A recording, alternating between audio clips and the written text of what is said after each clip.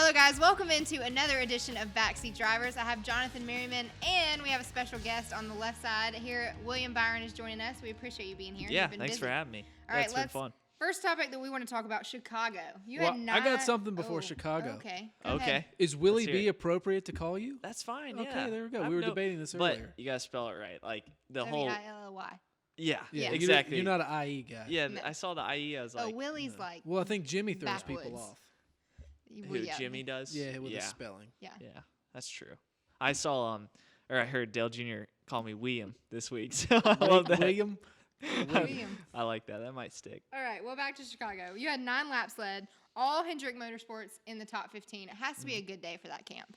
Yeah, it was awesome. I mean, we were fast all weekend, kind of unloaded fast. I felt like in practice I was a little bit worried about our car, and then we really improved for the race. We came from the back to the front. And then went back again and had to kind of rally at the end. So overall, it was a good day for us. Yeah, how tough has this been? You know, I think I talked to you last year at Indy, and you get in the trucks, you win. K&N Series, you win. You come to Xfinity Series, you win. It's not like that in the Cup Series, and you kind of talked to me a little bit about that last year. How's the maturation process been?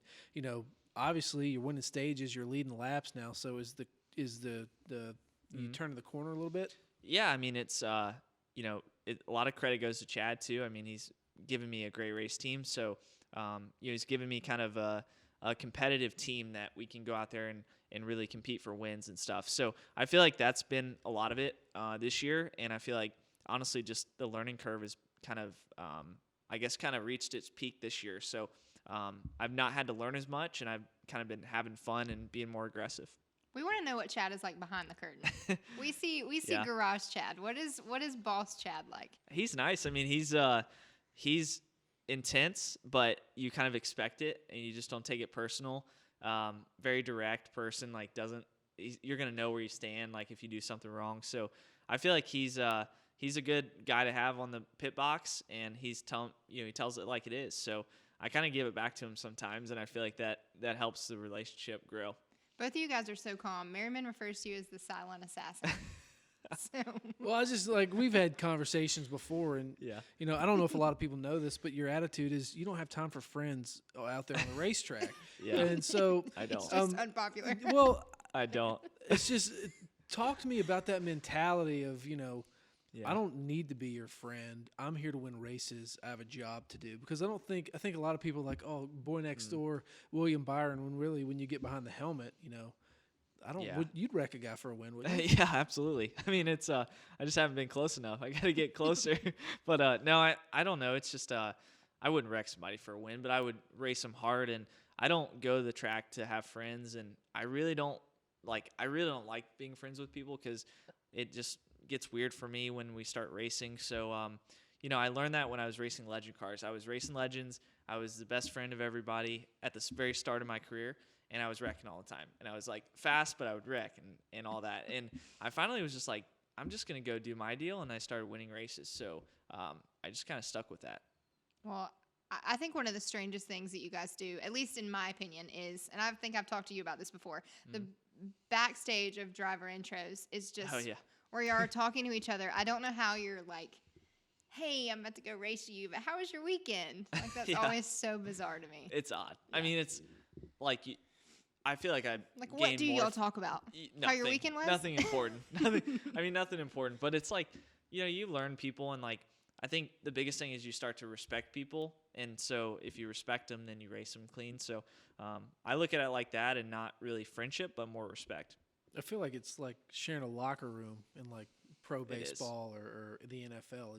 But that's your team, though. I think that's different. Yeah, but I'm talking about two teams. Yeah. Like if you got two teams playing on one field, you're both in the same locker room. Which is weird. Yeah, it's kind of like before football games when they like go to midfield and like shake hands. It's like, I like you, but not really. Bunch of captains up there on stage.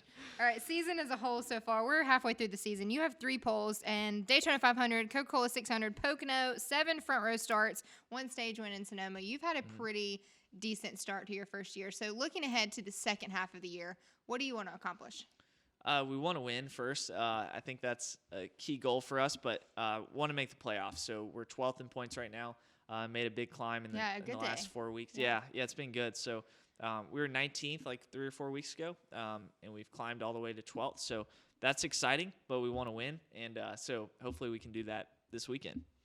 What do you have circled? What's circled on the calendar? Obviously, you guys have speed at the super speedways, but beyond Daytona, I picked you this morning. Oh, by the cool! way. There you go. Beyond Daytona, where do you think the 24 cars got the best shot?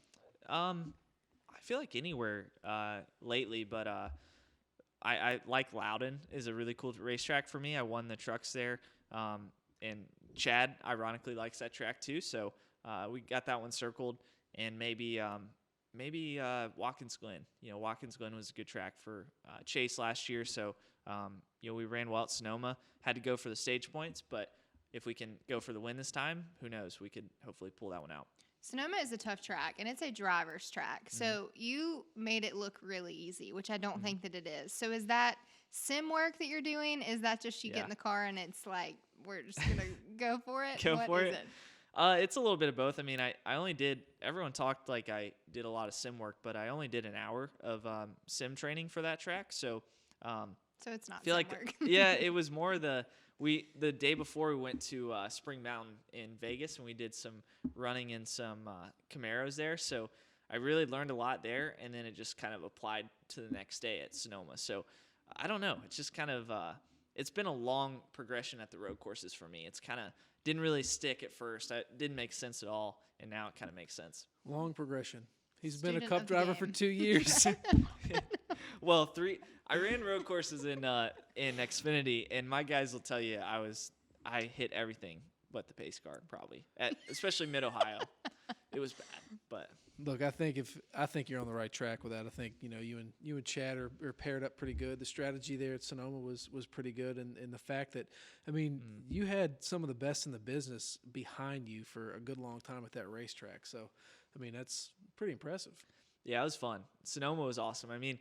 Sonoma's cool because it's a pretty good crowd out there. Like it's a different atmosphere than normal races, and in and out. Yeah, it's way different. In and Out Burger, yeah, exactly.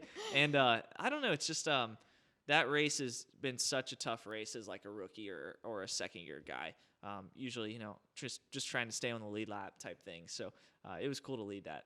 Well, I know yesterday or Sunday in the broadcast, Chad said about you really. It is your second year, but it's almost like your rookie year because it's been a lot of learning curves and you didn't have a ton of track time. So has that been true for you feel, or is that just Chad Knaus talking? Yeah, it's been – my dad said that. He was like – my dad follows a lot of it, and he was he's like, man, this is really kind of your rookie year. Like you're with a totally new team, and you're kind of learning things for the first time. So Chad's kind of taking me through different things that I've never been through before. With the access to stuff that he has and kind of the race cars he's putting underneath me too. So it is kind of a different feel than last year. Kind of put last year in a box of its own after the season. So this year's been fun. Has he slipped up and called you Jimmy on the radio? What's your yeah, one time. One time it was Michigan. We were running not that great, and he's like, "All right, Jimmy, like we're gonna come down pit road here," and like he's like, "Oh no, that's not."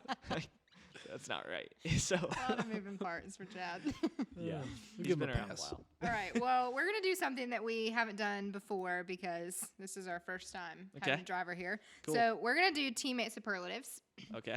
Merriman, I want you to give an answer first because you're on the outside looking in. Then I'm gonna have the teammate over here give the answer to who he thinks should actually get the superlative. Okay, sure. All right. So let's go out of the Hendrick Motorsports camp. Let's go for the best dancer. I don't know. Jimmy's fairly cultured. What kind of dancing are we talking about? Whatever. Jimmy's more of a ballroom dancer. Hoedown ballroom. Yeah, I would say Jimmy. Jimmy, okay. Especially when he has a few drinks. He was at my 21st, and he was. I heard he had fun. He has a night. good time. Yeah, I heard that. All right, life of the party. Probably Jimmy. I would say. I'd say Jimmy too. Wow. Jimmy Chase is good. He likes to go out. All right, best cook. I don't think any. I don't know if Alex? I wouldn't eat anything any of them cooked. Really? Yeah. None? No. All right, best cook. I don't think Jimmy cooks, so I'm gonna go with Alex because he's I feel like he's a cook. Jimmy has a taco restaurant. You would think that he would cook. True. but I think he only just goes there goes and to critiques. the okay. All right. Most athletic outside of a race car. Jimmy. Is he? Y'all can't give all of them to Jimmy. Is he counted in this? Yes, too? of course he's counted. I mean, I thought we were judging other people. Yeah, probably Jimmy. He just ran a he Boston just ran Marathon. Marathon, and Yeah, then okay, did that I mean- he did some other climb or something. But like 3-on-3 basketball, are you picking Jimmy on your team? Oh, no, he's not. I don't think he's like sports athletic. I think he's like disciplined, like committed running athletic. If that All makes right, sense. so 3-on-3. Chase would be a better basketball. Okay.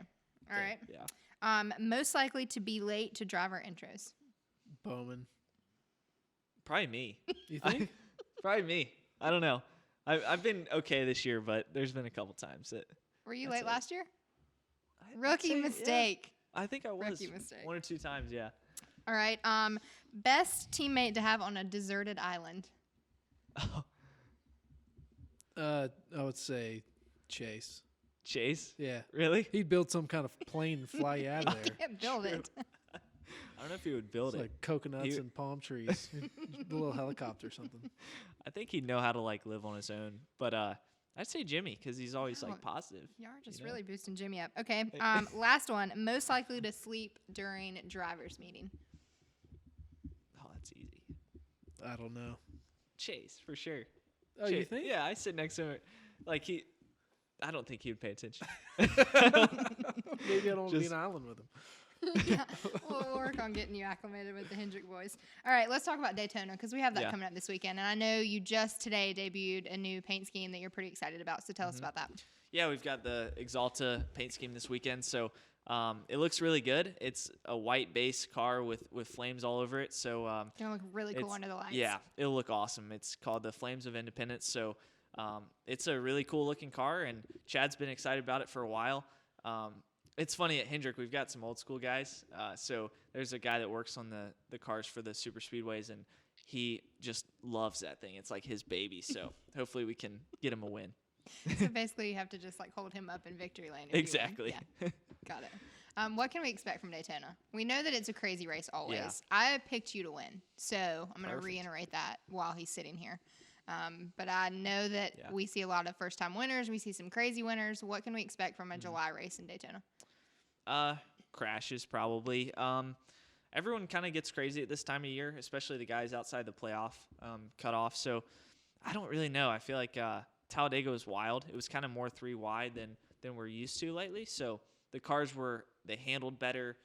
They were faster too. So I don't know. It's going to be really wild, I think. There's going to be a lot of crashes. How do you approach it with where you are in points? I mean, it feels like you have a pretty good cushion from you back to 16th, but you can theoretically lose 40 to 60 points if you wreck out lap 1. So what do you do? Are you calm through the first 2 stages, get you some points, and then go out and just go wide open in stage 3? What's the approach? Try to get as many points as possible. I think win the stages, hopefully. Usually if you win the stages, it kind of helps you. The speedway races, you can learn a lot from going for the win in the stage. That will help you towards the end of the race. So I feel like I'm going to try to do that. I finished second, I think, in the second stage at Daytona in the 500. So just try to go do that and gain some points that way. It's kind of disappointing because even if you crash at the end of that race, you still lose a lot of points. So you got to kind of be around at the end. I just feel like this is one you can't really prepare for. I mean, No. you can, but it's basically just survive in advance. Yeah, go to the beach and See enjoy some yourself, fireworks. and then just go for it. It's kind Kind of of like a Sonoma wing. Yeah, Just hope for the best. you just gotta wing it. Like Yeah. there's no plan for Daytona, really. All right. Well, we appreciate you being here. I know you're going to head to Daytona soon, so good Yeah. luck in that. We're heading to Daytona International Speedway. He's going to be racing with flames on the side of his car under the lights there in Daytona. It's coming Saturday night at 7:30 on NBC. Happy 4th of July.